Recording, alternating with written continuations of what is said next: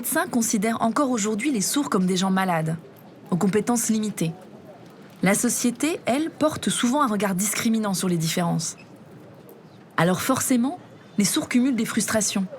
Des frustrations dans leur vie quotidienne, dans leur parcours scolaire, au sein de leur famille.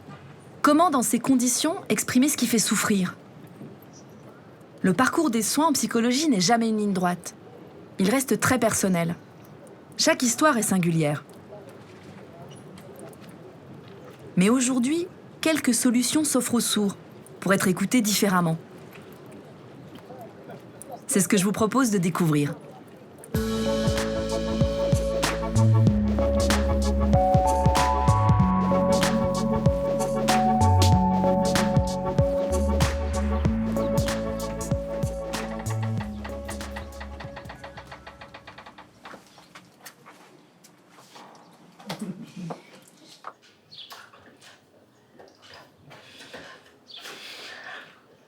Qu'est-ce qui t'a fait franchir le pas ? Pourquoi t'es allé voir un psy, un psychologue, un psychiatre ? Avant, moi, tout ce qui était psy, psychologue, psychiatre, je ne voulais pas en entendre parler. Parce que tu sais, gamin à l'école, on nous forçait à y aller. Et moi, je me demandais, mais pourquoi faire ? Ça a été un vrai traumatisme pour moi. J'ai fait un rejet.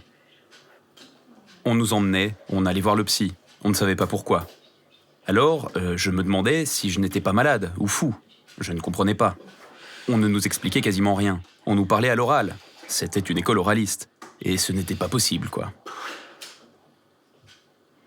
Après, tout ça, je l'ai oublié. Et puis, le temps a passé. Jusqu'au jour où je me suis fait opérer du cœur. J'ai eu un pontage. Et le cardiologue, un éminent spécialiste, m'a conseillé, à la suite de cette opération, d'aller voir un psy. Un psychologue ou un psychiatre, l'un des deux. Après l'intervention, je suis rentré chez moi. Et puis, ça ne m'a pas semblé important. J'ai laissé traîner. Mais 2-3 mois après, j'ai été pris d'angoisse, de phobie. Par exemple, quand j'étais dans l'ascenseur, j'avais la sensation que j'allais tomber, droit dans la tombe, j'allais mourir. J'étais très angoissé. En fait, mon inconscient s'était ouvert. C'est souvent le cas après une opération du cœur. Donc je peux remercier ce cardiologue de m'avoir conseillé d'aller voir un psy. Parce que d'exprimer tout ça, ça m'a soulagé.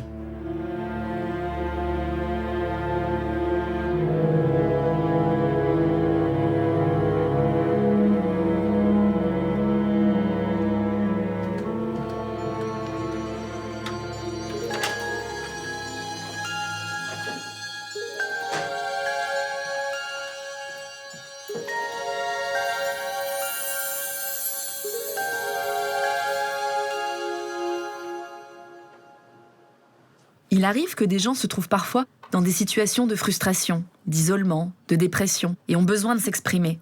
Mais où ? Il existe un site, SOS Surdus. Des bénévoles vous écoutent, vous donnent des conseils, et à partir de là, on peut se diriger vers d'autres professionnels. C'est gratuit et anonyme. Mais comment ça marche ? J'aimerais bien les rencontrer. Bonjour. Est-ce que je pourrais venir vous voir pour comprendre comment vous fonctionnez ? Exceptionnellement, oui. En général, on ne rencontre pas les usagers, que par webcam. Mais là, c'est particulier, on va vous accueillir. Super, merci. Au revoir.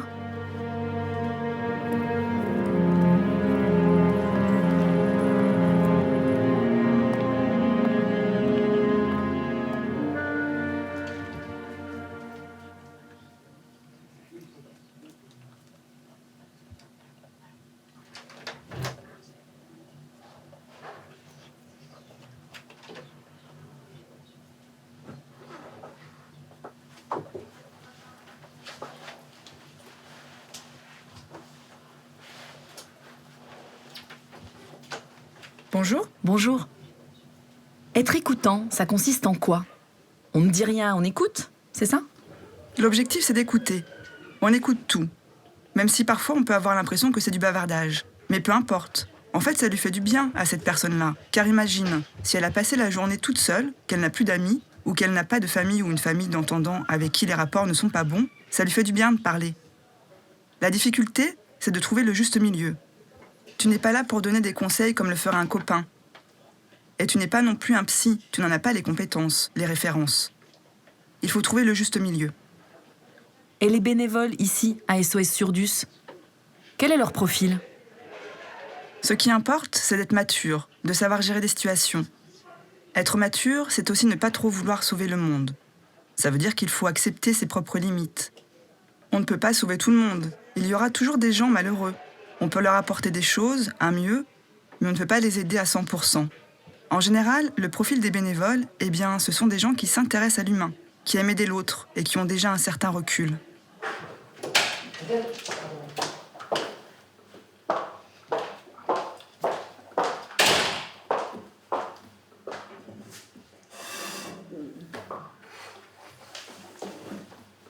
Quel est votre objectif à long terme ? Notre objectif, bien sûr, c'est de permettre une accessibilité aux usagers sourds. Et à long terme, que cette accessibilité soit permanente, 24 heures sur 24. Qu'ils puissent appeler librement, sans contrainte horaire. SOS Surdus, c'est unique. Il existe d'autres numéros d'appel, mais les sourds ne peuvent pas téléphoner. C'est la seule structure accessible aux sourds en langue des signes. Est-ce que vous donnez des conseils ? Est-ce que vous avez une liste avec les hôpitaux, les noms des psychologues, pour orienter les gens ? Oui, les écoutants ont du matériel à disposition. Ils ont un répertoire avec les associations, les unités santé sur toute la France et toute une liste de professionnels psy si besoin. Tout ça est à disposition. Si nécessaire, on passe l'information, mais c'est l'usager qui prendra contact. On lui laisse faire la démarche.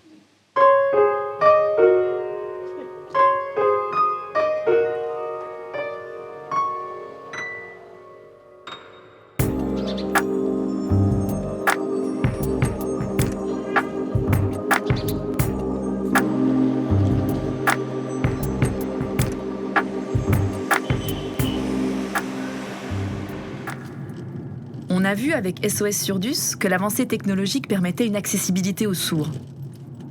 Mais je me demande, avant tout ça, autrefois, comment se passait le soin thérapeutique pour les sourds ? Il y a d'abord eu l'accès des soins en langue des signes, avec la mise en place des pôles santé. Alexis Caracostas, psychiatre, a participé à cette aventure. D'ailleurs, je vais le rencontrer.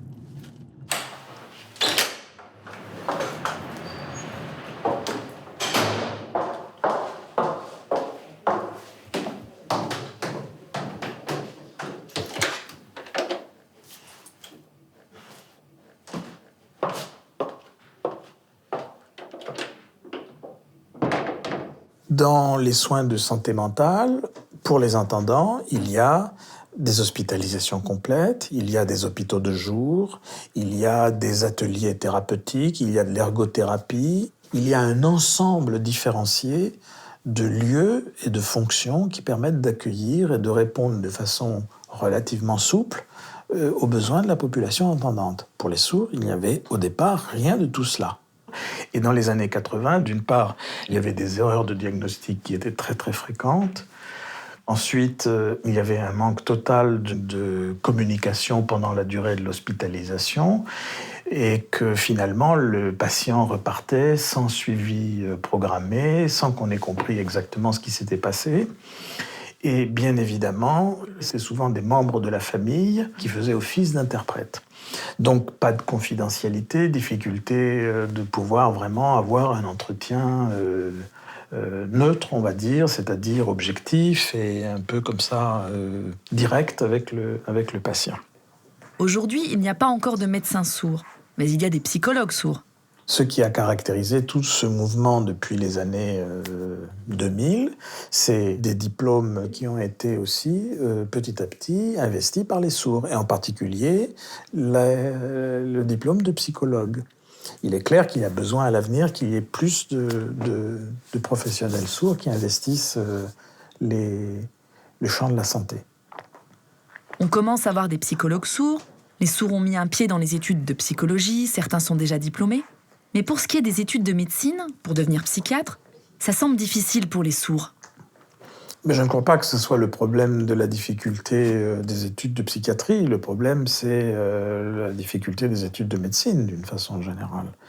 Je ne dis pas de la difficulté de la discipline, de la difficulté d'accès, de l'organisation de l'enseignement à l'université, de telle manière à le rendre accessible aux étudiants sourds. C'est là la difficulté.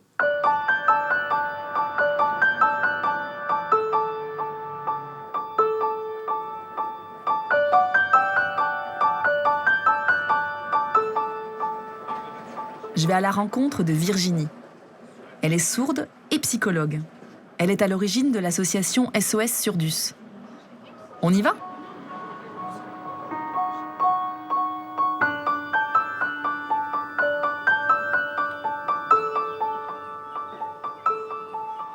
Psychologue, pourquoi tu as choisi cette profession ? Je suis fascinée par le fonctionnement de l'être humain. Le fonctionnement du psychisme est très mystérieux. Le psychisme conditionne le comportement, l'acquisition du savoir. L'attitude, le choix du métier, les relations avec la famille, l'identité sexuelle, la culture, tout ce que j'énumère là a rapport avec le psychisme. Ça me passionne.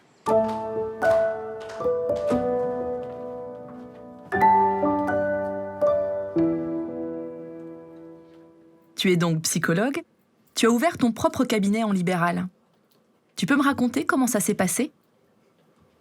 J'ai d'abord souhaité travailler comme psychothérapeute, donc dans un cabinet, en tant que libérale. Et en réfléchissant, je me suis dit que ce serait bien de travailler également dans une structure, comme un hôpital. J'avais besoin des deux. J'avais le besoin de travailler dans une structure parce que les suivis se font en équipe avec les médecins, les assistants sociaux, les intermédiateurs, le psychiatre, les médecins spécialisés et le psychologue. Car il peut arriver qu'un patient ait un cancer ou autre chose et qu'il ait besoin d'un suivi psychologique pour compléter le suivi qu'il a par ailleurs à l'hôpital. C'est toute une équipe qui suit un patient pour son mieux-être. En cabinet libéral, c'est différent. Les gens qu'on voit n'ont pas de problème de santé, mais ils veulent travailler sur eux, en profondeur, faire une auto-analyse, comprendre leur fonctionnement, leur histoire personnelle. L'avantage pour moi d'être en cabinet, c'est d'accueillir ce genre de patients. Tu donnes vraiment beaucoup d'énergie. Tu dois avoir besoin de parler à quelqu'un de tout ça. Cette personne, elle est sourde ? Ou c'est un entendant qui connaît la langue des signes ? Comment ça se passe ? Oui, effectivement, dès que j'ai ouvert mon cabinet et que j'ai commencé à travailler à l'hôpital, j'ai tout de suite voulu une supervision. Pas au sein de l'équipe à l'hôpital, mais à mon initiative. J'avais conscience de la nécessité d'une analyse. Je sentais des conflits intérieurs. J'étais militante, je voulais sauver les sourds. Pas évident de concilier ça avec mon travail de psychologue clinicienne. C'est normal, j'étais jeune, pleine d'énergie, vive. Avec l'expérience, ça s'est considérablement apaisé. Franchement, la supervision m'a beaucoup aidée à réfléchir. Avant, mon superviseur était une psychologue sourde qui avait une longue expérience. Elle m'a beaucoup aidée à me défendre, à construire un argumentaire face à des entendants qui avaient parfois des mots très durs envers moi. Et ce n'était pas évident de me défendre. On me disait « tu ne peux pas, tu n'as pas les compétences, tu n'as pas de formation psychiatrique ». Eh bien si, je suis psychologue, évidemment que j'ai eu une formation en psychiatrie. C'est un exemple. Que d'idiotie. D'autres aussi m'ont dit « oh là là, un psychologue sourd qui travaille avec des usagers sourds, tu vas être dans l'affect ». Mais non, au contraire, on parle la même langue. En revanche, le professionnel entendant, face à un patient sourd, il a la barrière de la langue. Il est coincé, obligé de faire appel à un interprète. Il y a donc une troisième personne. La projection peut se faire avec l'interprète et le professionnel entendant se retrouve mis à l'écart. J'avais beau expliquer, on me disait « tu es dans l'affectif ». Beaucoup de professionnels manquent de sensibilisation. Et ce n'est pas fini. J'explique, je réexplique, je prends mon mal en patience. Mais on m'a dit des choses dures, parfois difficiles à digérer.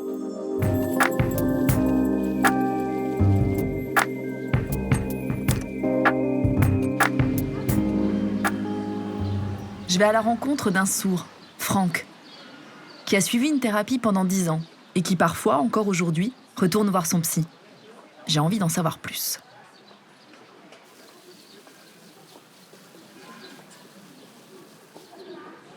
Un jour, tu as craqué.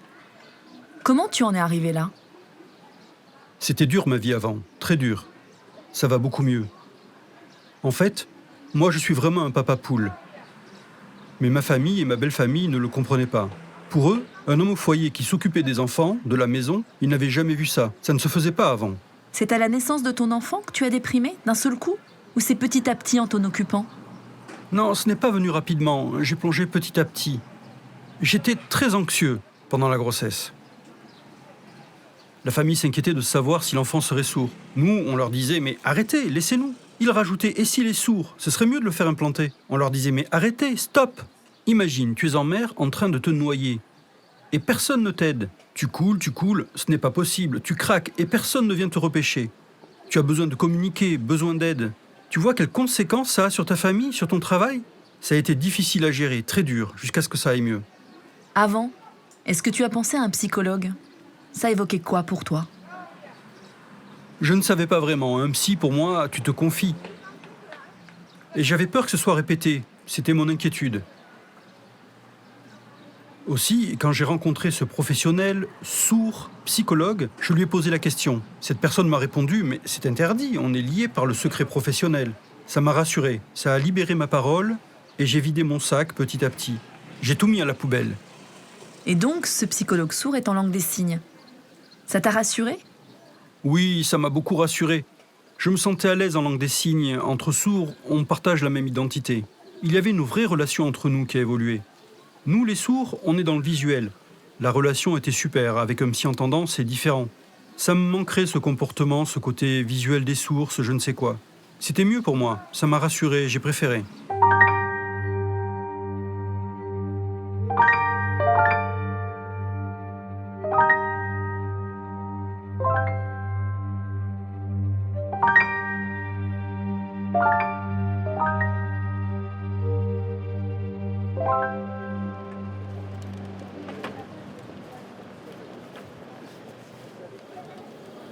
Certains psychologues sourds ont choisi de travailler en libéral. Ils ont leur propre cabinet. D'autres ont choisi de travailler dans des institutions, des écoles pour sourds ou des services d'accompagnement. L'association Voir Ensemble gère un réseau de services d'accompagnement, Rémora. Sarah Massia est psychologue. Elle travaille à Rémora 95, depuis 7 ans.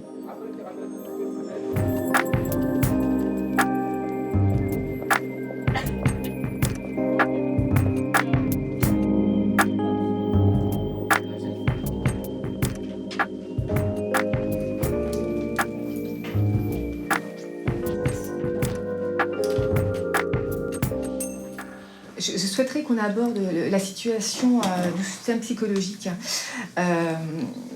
Nous avons un usager que le service accompagne qui a des troubles, qui a été en rupture de soins pendant plusieurs années, qui a repris des soins avec un psychiatre. Pour autant, ça reste insuffisant. Comment finalement lui donner confiance pour qu'il vienne vous rencontrer, Sarah? Donc comment l'amener vers vous? Je ne sais pas si vous l'avez déjà rencontré d'ailleurs, cette personne, dans le cadre de l'admission. Oui. Je l'ai ressenti avec une très forte angoisse et des difficultés relationnelles. Pour ce qui était de la discussion, de l'écoute, c'était assez difficile. Il était vraiment très angoissé. Donc j'y suis allé calmement. Je ne lui ai pas posé trop de questions et je suis resté plutôt à distance. J'ai attendu et quand même, à la fin, je lui ai proposé qu'on prenne un rendez-vous ensemble. Mais on a aussi un autre usager qu'on suit ici depuis 4 ans, régulièrement, et que j'avais, moi, jamais rencontré, parce qu'en fait, il ne le souhaitait pas, il disait qu'il n'en avait pas besoin, alors qu'il était quand même en souffrance. Ça a duré pendant 4 ans, et un jour, il a fondu en larmes. Donc, il était en grande souffrance, et un collègue lui a suggéré de rencontrer une psychologue. Il a accepté, donc je lui ai proposé de le voir en consultation. Voilà, parfois, il y a des gens qui ont besoin de temps, et ça ne se fait pas tout de suite, quoi. Il faut du temps.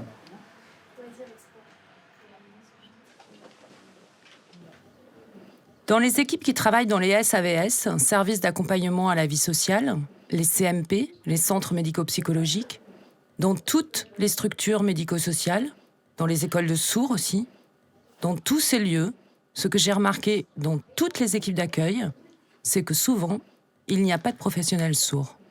Il y en a parfois 2 ou 3, mais ça reste très peu. Alors que ce qui me semble important, c'est que dans ces équipes, il y ait un équilibre entre professionnels sourds et professionnels non sourds. Alors, est-ce que c'est du militantisme, ça? Non, encore que. C'est plus une observation. Pour moi, il y a un vrai besoin d'aide face à une souffrance psychologique et des solutions à apporter.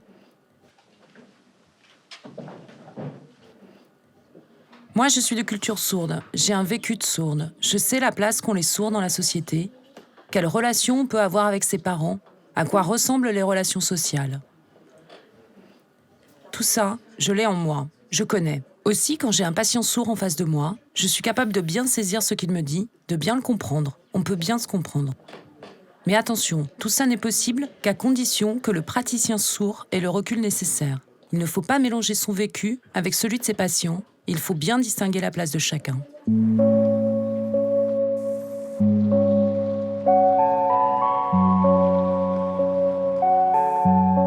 Une personne sourde a, je dirais, le vécu et l'expérience de la surdité. Et ça, c'est quelque chose qui est absolument indéniable et que l'entendant ne peut pas connaître. Il ne le vit pas dans sa chair de la même manière exactement que le vit une personne sourde. Maintenant, ce que je pense aussi, c'est qu'au-delà, nous sommes tous des êtres humains et nous faisons tous des erreurs, nous avons tous des intuitions géniales, nous avons tous des dogmatismes, des idées, des préjugés, etc., etc. Et de ce point de vue, je considère qu'un entendant ou un sourd sont autant capables de faire des erreurs et de s'engager dans des fausses pistes ou de réagir d'une façon inadaptée ou de ne pas, je dirais, trouver de terrain d'entente avec un patient. Cela dit, il me paraît aussi bien en santé mentale que dans le domaine du soin somatique extrêmement important que les sourds puissent s'emparer de leur affaire, assumer ce qui leur arrive et devenir de nouveaux acteurs par exemple, de leurs soins.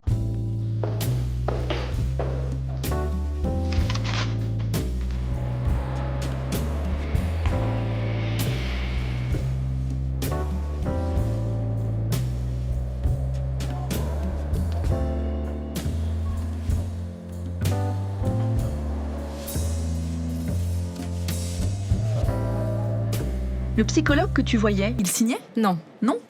Ça aurait été différent s'il avait signé? T'étais à l'aise dans cette situation? En fait, moi j'ai dit à cette femme que je ne voulais pas uniquement qu'on m'écoute. Je voulais vraiment être dans un échange, qu'on me pose des questions, qu'on m'aide. J'avais besoin de ça. Elle a été d'accord. En plus, cette femme, même si elle n'y connaissait rien au sourd, je sentais qu'elle me comprenait. On a tout de suite accroché. J'ai continué avec elle, j'avais confiance. Et à l'oral, tu arrivais à tout exprimer? Ou parfois tu avais des difficultés? Parfois, il y avait des petites choses que je laissais tomber, mais pour l'essentiel, je l'exprimais.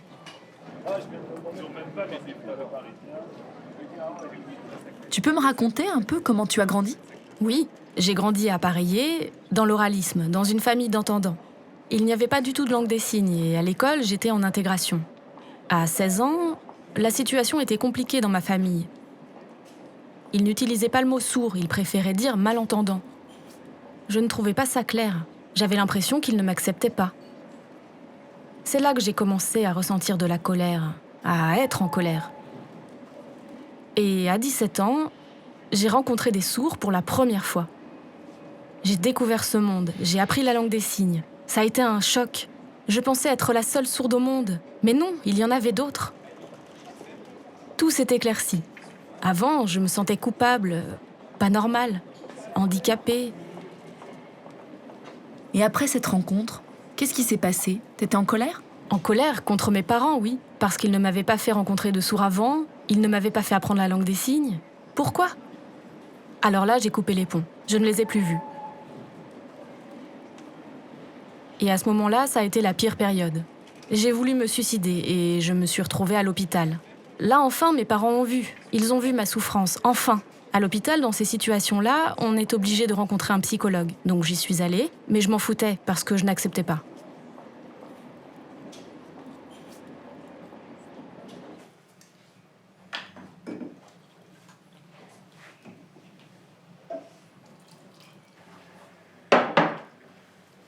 Tu es allé voir un psy après ta tentative de suicide.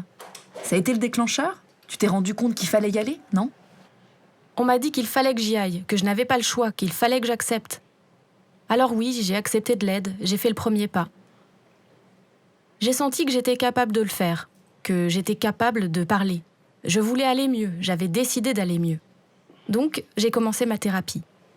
Si un jour tu ressentais à nouveau le besoin d'aller voir un psy, tu retournerais voir la même? Ou tu aurais envie de changer pour quelqu'un qui signe? Je ne sais pas, j'ai un lien avec elle. Elle m'a toujours dit que si j'avais le moindre problème, je pouvais la contacter. Mais je pense qu'aujourd'hui, j'irai plutôt voir un psy qui signe. Je préférerais être en langue des signes. J'ai enlevé mes appareils, je n'oralise plus, c'est fini. Je suis en langue des signes, mon identité est claire. Je préfère être en langue des signes, comme ça, on me voit en tant que sourde. Il ne faut pas avoir honte. Tout le monde peut aller voir un psy. Mais c'est aussi une affaire de culture. Chez les Noirs, on ne va jamais voir un psy, jamais. C'est la honte. Mais moi, j'ai essayé de mettre ça de côté pour me demander ce que je voulais, moi, et j'ai osé. Je m'en fous de la vie des autres, je m'en fous. Il faut oser. L'important, c'est moi, c'est de me construire correctement.